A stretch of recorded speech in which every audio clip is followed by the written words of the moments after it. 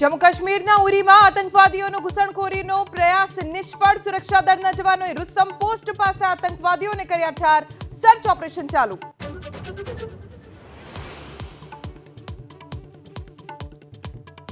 નકલી જીરું બનાવતી 4 ફેક્ટરીનો મહેસાણાના ઊંઝામાં પર્દાફાશ. ગાંધીનગર અને મહેસાણા ફૂડ વિભાગના દરોડા, મોટા પ્રમાણમાં નકલી જીરુંનો જથ્થો જપ્ત.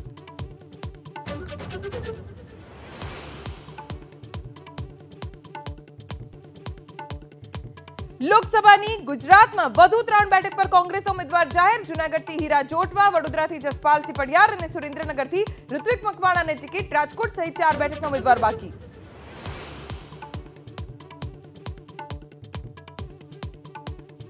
લોકસભા ચૂંટણી લડવાના રોબર્ટ વાડ્રાએ આપ્યા સંકેત. કહ્યું, રાયબરેલી હોય કે અમેઠી, જનતા મને જોવા માંગે છે સંસદમાં.